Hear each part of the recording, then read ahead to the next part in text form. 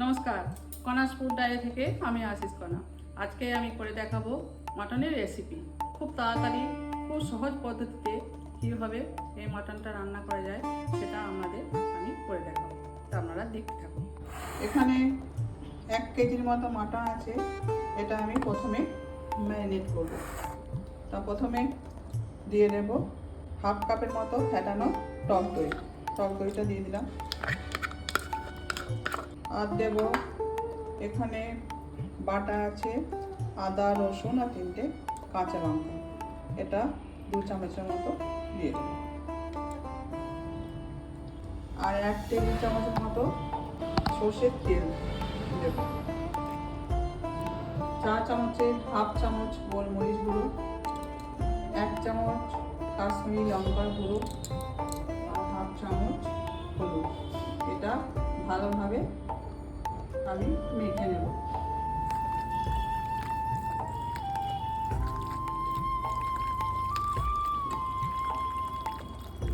ভালোভাবে ম্যারিনেট করা হয়ে গেছে। আমি 5 মিনিটের মতো, খুব সামান্য সময় এটা আমি রাখবো। তারপর পরবর্তী পর্যায়ে আসছি। গ্যাসটা জেলে আমি একটা প্রেসার কুকার বসালাম। যে মাংসটা ম্যারিনেট করে রেখেছি এটা কুকারের মধ্যে দেব। খুব চটজলদি এই মাংসটা খুব তাড়াতাড়ি রান্না করা যায়। আপনারা প্রথমে এই মাংসটা এভাবে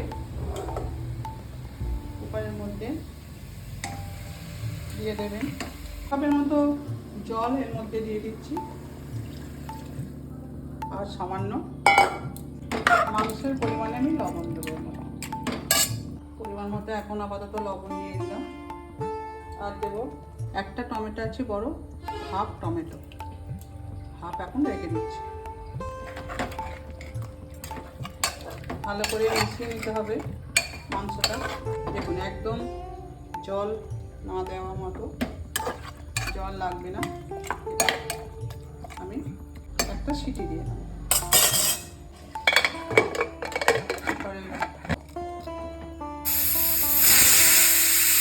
কড়া বসিয়ে দিয়েছি, কড়াটা গরম হয়ে গেছে। এরপর আমি কিছুটা সর্ষের তেল দিয়ে দেবো। তেলের মধ্যে যেহেতু আলু দিয়ে মাংসের পাতলা ঝোল, কিছুটা আলু বড় বড় করে কেটে নিয়েছি। দেখুন এই আলুটা ভালোভাবে এখানে ভেজে নেব। আলুগুলো উপর লাল লাল করে ভেজে নেব।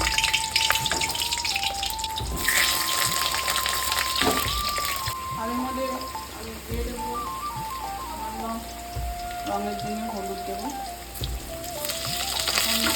লবণ দিচ্ছি না। লবণ দিলে আলুর ওপরে একটা পাতলা আক্রমণ করে যাবে, ভেতরটা কাঁচা থেকে যাবে। একটা সিটি দিয়ে দিয়েছি আমি। এরপর কুকারের ঢাকনাটা খুলে দিচ্ছি। দেখুন একটু মাংস থেকে জল ছেড়েছে। এই অবস্থায় আমি একটা জায়গায় জল দেবো, কেননা আমি রান্নাটা একটু পরেই করবো।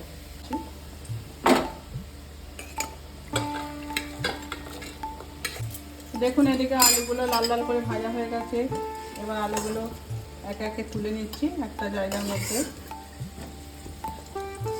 আমি কুকারের মধ্যেই মাংসটা রান্না করব। প্রথমে নিয়ে দেবো, এটা 1 কেজি মাংসের পরিমাণ অনুযায়ী আমি সব দেখালাম। এখানে 1 টেবিল চামচের মতো সর্ষের তেল দেবো।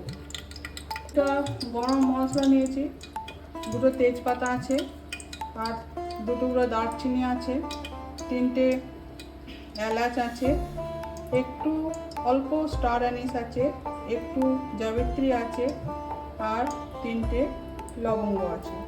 এটা আমি ফোড়নে দেব। দেখুন তেল গরম হয়ে গেছে। প্রথমে তেজপাতাটা দিয়ে দিলাম।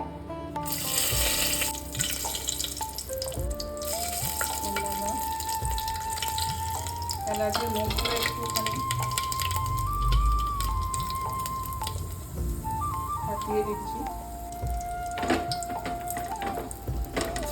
এরপর এখানে 1 কেজি মাটন আছে, তার জন্য এখানে 300 গ্রামের মতো পেঁয়াজ সরু সরু করে কাটা আছে। এই পেঁয়াজটা এখন দিয়ে দেবো।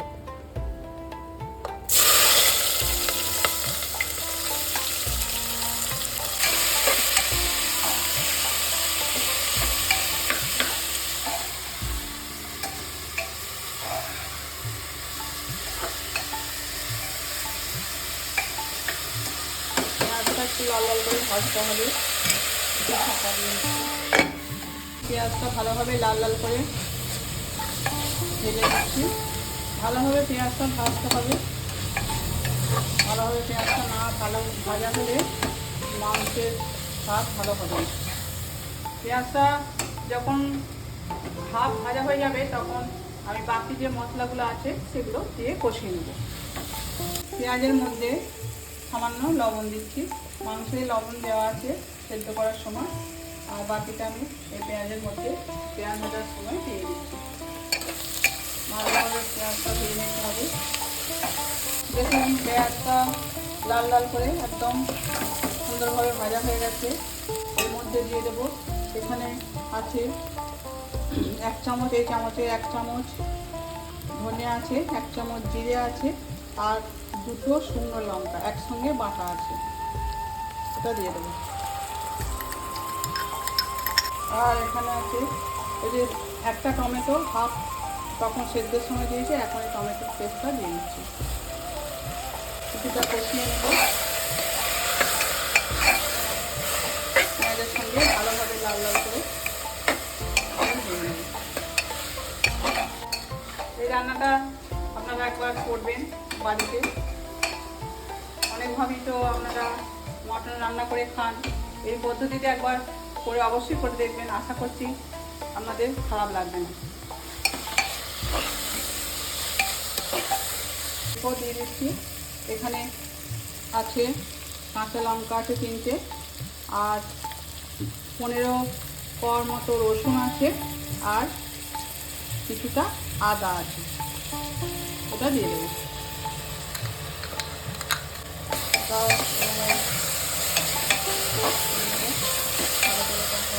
আর মিক্সির জার জলটা দিয়ে দিচ্ছি।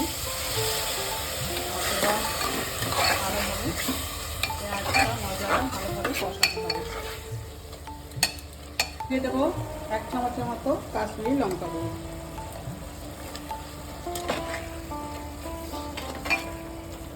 আর এই পেঁয়াজের মধ্যে দিয়ে দেবো সামান্য চিনি। মশলা সব দেওয়া হয়ে গেছে, এবার ভালোভাবে মশলাটা কষিয়ে নেব। দেখুন পেঁয়াজ এর সঙ্গে মশলাগুলো সব ভালোভাবে কষানো হয়ে গেছে। এরপর যে মাংসটা আমি এখানে রেডি করে রেখেছিলাম সেদ্ধ করে, ওটা এর মধ্যে দেবো। মাটনটা এর মধ্যে দিয়ে দিলাম। আস্তে আস্তে এটা কষাবো।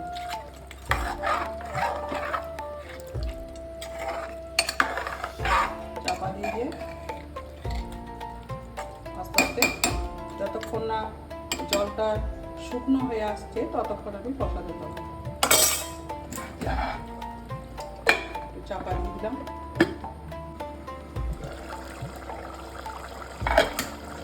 দেখুন মাংসটা আমি চাপা দিয়ে কষিয়ে নিচ্ছি। একদম পেঁয়াজটা নরম হয়ে যাচ্ছে আস্তে আস্তে, আর মাংসের রঙটাও অনেকটা চেঞ্জ হয়ে গেছে।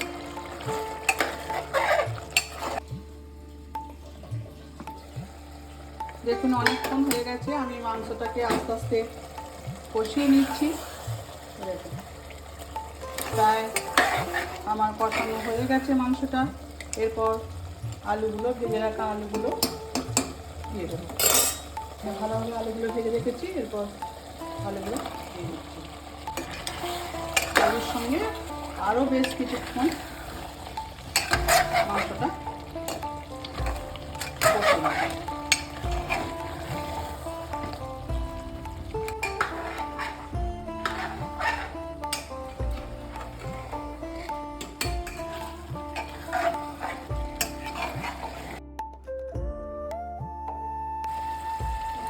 আলু দিয়েও আমি এটা ভালোভাবে কষিয়ে নিয়েছি। এবার হয়ে গেছে।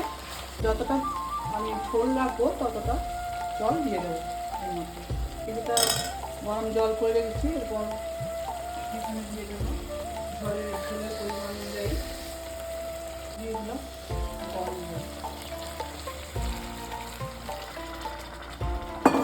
বেশি জল দেবো না, কেননা বেশি প্রায় 60% মাংস সেদ্ধ হয়ে গেছে।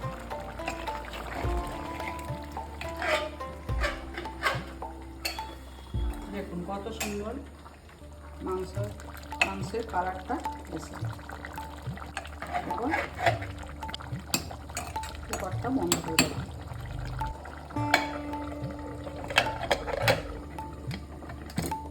তখন আমি মাংস সেদ্ধ হওয়ার সময় একটা সিটি দিয়েছিলাম।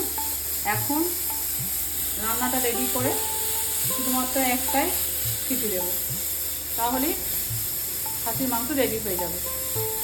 তো একটা সিটি পড়ে যায়।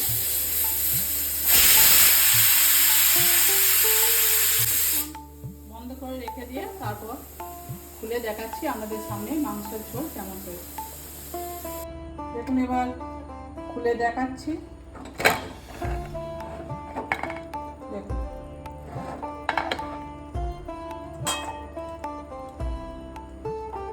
কত সহজে একদম নরম তুলতুলে খাসির মাংস রেডি হয়ে গেছে, পাতলা ঝোল। এবার ওপর থেকে গরম মশলা আমি বেটে রেখেছি, তা দিয়ে দিচ্ছি।